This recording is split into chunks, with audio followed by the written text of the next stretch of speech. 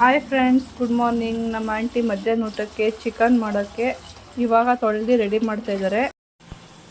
Mutton sambar ಮಾಡೋಕ್ಕೆ mutton ಕೂಗೋಕೆ ಇಟ್ಟಿದ್ದಾರೆ. Chicken fry ಮಾಡೋಕ್ಕೆ ಒಗ್ಗರಣೆಗೆಲ್ಲ ಹೆಚ್ಚಿಟ್ಕೊಂಡಿದ್ದಾರೆ. ನಮ್ಮ ಆಂಟಿ ಚಿಕನ್ ತೊಳಿತಾ ಇದ್ದಾರೆ.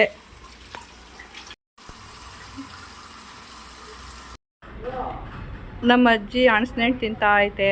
ಅಣಸ್ನೆಂಟು ತಂದಿದ್ದೆ ಅಂತ ಕಬಾಬಿ ಕಲಿಸ್ತಾ ಇದ್ದಾರೆ. ಎಲ್ಲ ತೊಳೆದು ನೀಟಾಗಿ ಎರಡೆರಡು ಸಲ ಮೂರು ಸಲ ತೊಳೆದು ನೀಟಾಗಿ ಇವಾಗ ಕಲಿಸ್ತಾ ಇದ್ದಾರೆ ನಮ್ಮ ಆಂಟಿ. ನಮ್ಮ ಅಜ್ಜಿ ಚಿಕನ್ ರೋಸ್ಟ್ ಮಾಡೋಕ್ಕೆ ಒಗ್ಗರಣೆ ಮಾಡ್ತಾ ಇದ್ದಾರೆ.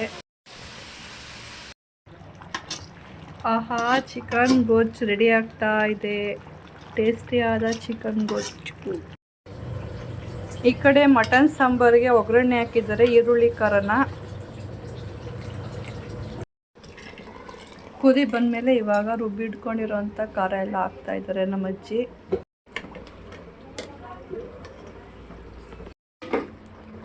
ಸಾಂಬಾರು ಪೌಡರು ಎಲ್ಲ ಹಾಕಿ ರೆಡಿ ಮಾಡಿದ್ದಾರೆ. ಇವಾಗ ಒಂದು ಕುದಿ ಕುದ್ರೆ ಮಟನ್ ಸಾಂಬಾರು ರೆಡಿ.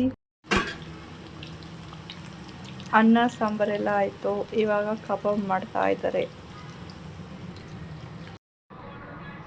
ಬಿಸಿ ಬಿಸಿ ಊಟ ರೆಡಿ.